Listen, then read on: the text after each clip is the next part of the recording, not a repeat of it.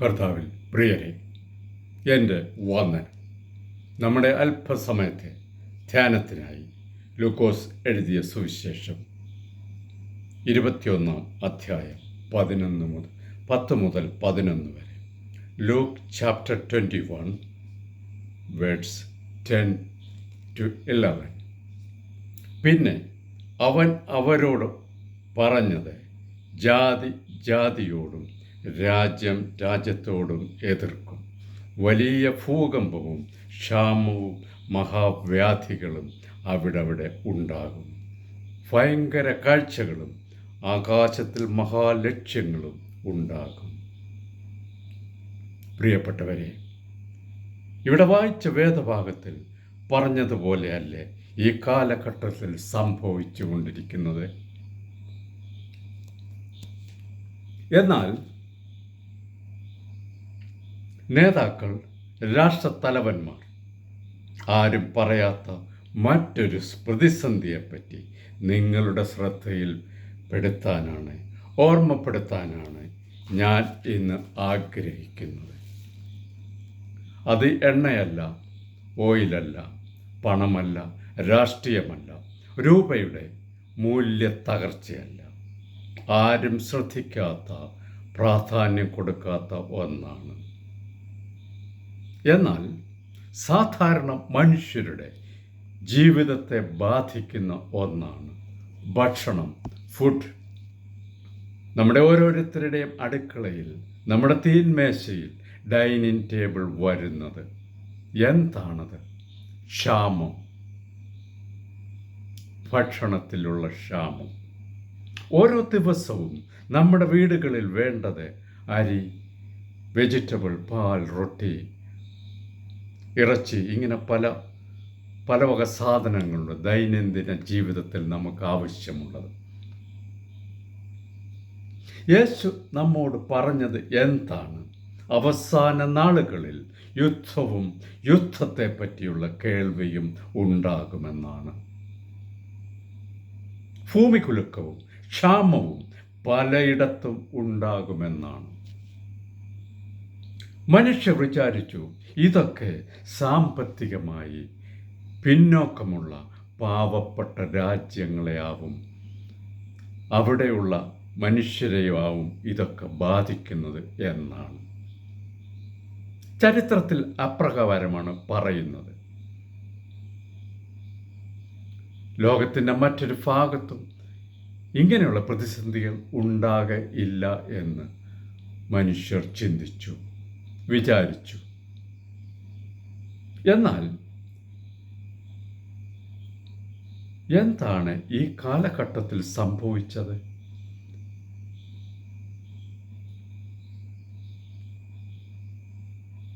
വേദപുസ്തകത്തിൽ ക്ഷാമത്തെപ്പറ്റി പറയുന്നത് ഗുരുതരമായിട്ടാണ്.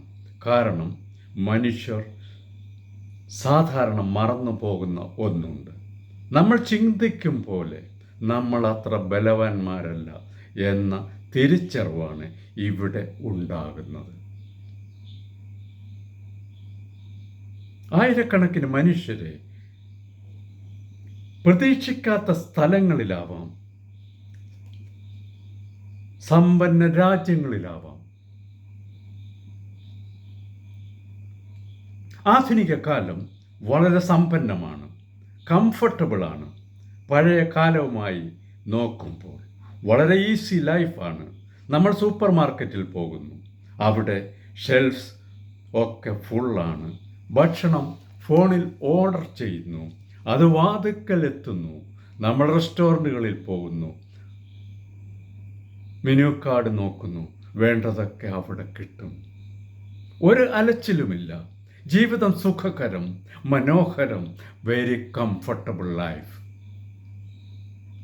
എന്നാൽ പ്രിയപ്പെട്ടവരെ, ഒരു കാര്യം പലരും മറന്നു പോകുന്നു. എന്താണത്? ഇതൊക്കെ എവിടെ നിന്ന് വരുന്നു? ഇതൊക്കെ ഉണ്ടാക്കുന്നവരെ, കൃഷിക്കാരെ, വിളകൾ പരിപാലിക്കുക, വളമിടുക, വിളവെടുക്കുക, പലവിധ പ്രക്രിയകൾ. പിന്നെ ഷിപ്പിംഗ്, ട്രാൻസ്പോർട്ട്, ഫാക്ടറീസ്, ഇന്ധനം, സപ്ലൈ ചെയിൻ, അങ്ങനെ അങ്ങനെ അവസാനം സ്റ്റോറുകളിൽ എത്തിക്കുക. ഒരു നീണ്ട നിര ഇതിന് പിന്നിലുണ്ട്. ബന്ധിക്കുന്ന ഒരു ശൃംഖല. കടകളിൽ വരുന്നു, മനുഷ്യർക്ക് താങ്ങാവുന്ന വിലകളിൽ വാങ്ങാനായിട്ട്. ഒന്ന് ചിന്തിച്ചു നോക്കൂ, ഈ സപ്ലൈ ചെയിൻ വീക്കായാൽ, ദുർബലമായാൽ എന്താണ് സംഭവിക്കുക? ഈ അടുത്ത സമയത്ത് നാം കണ്ടതാണ്. ലോകം മുഴുവൻ ഓയിൽ ഇന്ധനത്തെ ആശ്രയിച്ചാണിരിക്കുന്നത്. ഇന്ധനത്തിന് വില കൂടിയാൽ ചിലവേറും.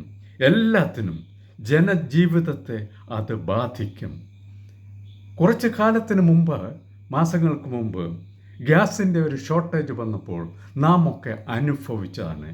ചെറിയൊരു കാര്യം ഗ്യാസിൻ്റെ ഷോർട്ടേജ്. യേശു ക്ഷാമത്തെപ്പറ്റി മുന്നറിയിപ്പ് നൽകിയിട്ടുണ്ട്. പ്രവചനം മനുഷ്യനെ ഭയപ്പെടുത്താനല്ല, അവൻ്റെ അനുയായികൾക്ക് മുന്നറിയിപ്പാണ്.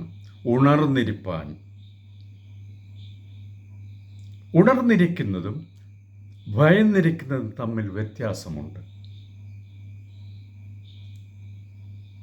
വേദപുസ്തകം പറയുന്നത് പ്രാർത്ഥനയോടെയും ജാഗ്രതയോടെയും കഴിയാനാണ്. മത്തായി എഴുതിയ സുവിശേഷം 24 അധ്യായം 6 മുതൽ 8 വരെ ഇങ്ങനെ കാണുന്നുണ്ട്.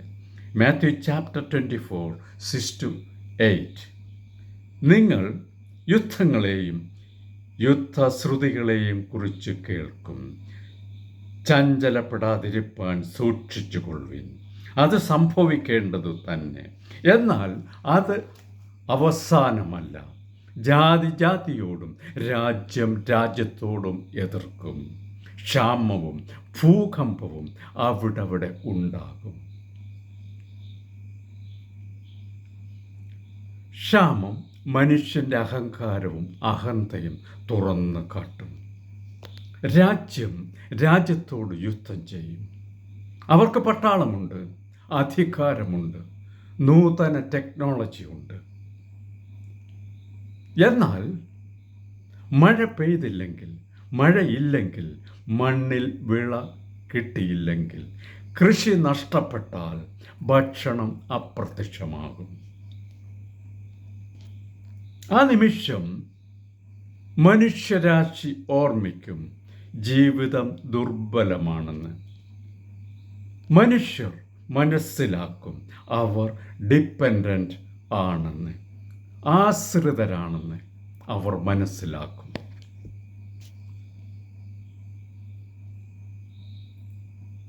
അവർ ഇപ്പോൾ ആശ്രയിച്ചിരിക്കുന്ന സിസ്റ്റം, പുതിയ ടെക്നോളജി തകർന്നുവെന്ന്, അതിനെ ആശ്രയിക്കാൻ പറ്റില്ലെന്ന്. അതാണ് വേദപുസ്തകത്തിൽ നിന്ന് നമ്മൾ പഠിക്കുന്ന വലിയ പാഠം ക്ഷാമത്തെപ്പറ്റി.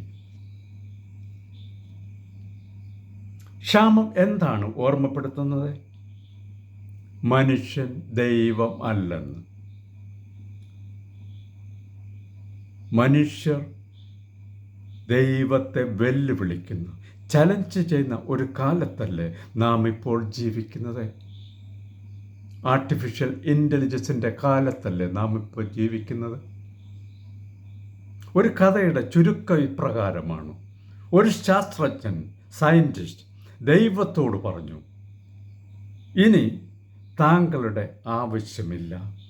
നീ ആദിയിൽ ചെയ്ത കാര്യം പോലും ഞങ്ങൾക്കിനി ചെയ്യാൻ കഴിയും.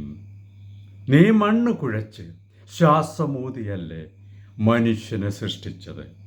ഞങ്ങൾക്കും അതറിയാം. ആ വിദ്യ കാണിച്ചു തരാമോ എന്ന് ദൈവം ചോദിച്ചു. ശാസ്ത്രജ്ഞൻ ദൈവത്തെയും കൂട്ടി പാടത്തെത്തി ചെളി കുഴച്ച് മനുഷ്യൻ്റെ രൂപം ഉണ്ടാക്കാൻ തുടങ്ങിയപ്പോൾ ദൈവം ഇടപെട്ട് പറഞ്ഞു, ഞാനുണ്ടാക്കിയ മണ്ണ് നീ എടുക്കരുത്. നീ തന്നെ ഉണ്ടാക്കിയ മണ്ണ് വേണം എടുക്കാൻ.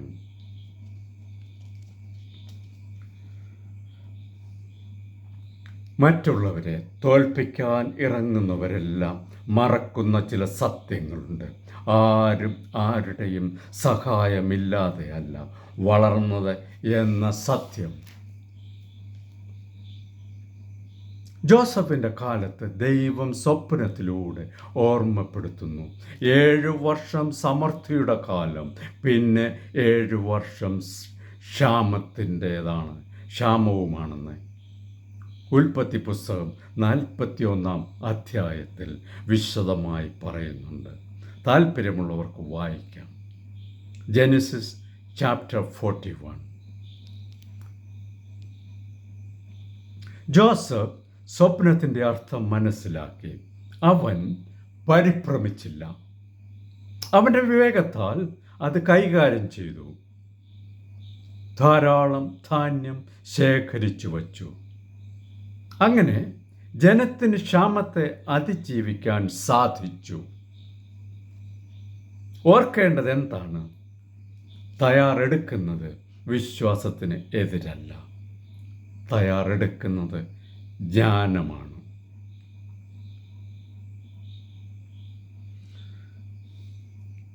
നിങ്ങളുടെ വീട്ടുകാര്യങ്ങൾ ക്രമീകരിക്കുന്നത് ആത്മീയതയ്ക്ക് എതിരല്ല.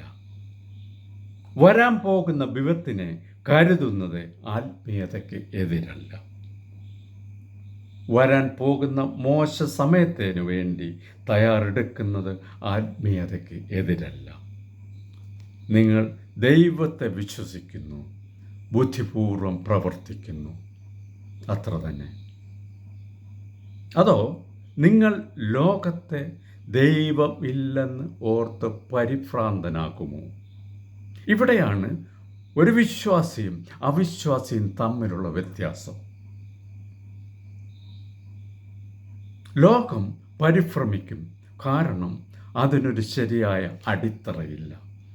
ലോകം സൂപ്പർ മാർക്കറ്റിനെ വിശ്വസിക്കുന്നു, സിസ്ട്രാവിനേക്കാൾ അധികം. The world believe in supermarkets more to the creator. People believe in supermarkets more to the creator. അവർ വിശ്വസിക്കുന്നു എല്ലാ ദിവസവും ഇന്നത്തെ പോലെ ആകുമെന്ന്, ഒരു മാറ്റവുമില്ലാതെ പോകുമെന്ന്.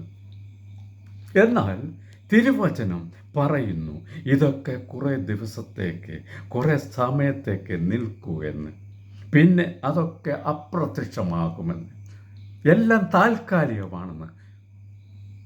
പ്രിയപ്പെട്ടവരെ, നമ്മൾ കഴിക്കുന്ന ഓരോ ആഹാരവും ദൈവത്തിൻ്റെ കരുണയാണ്.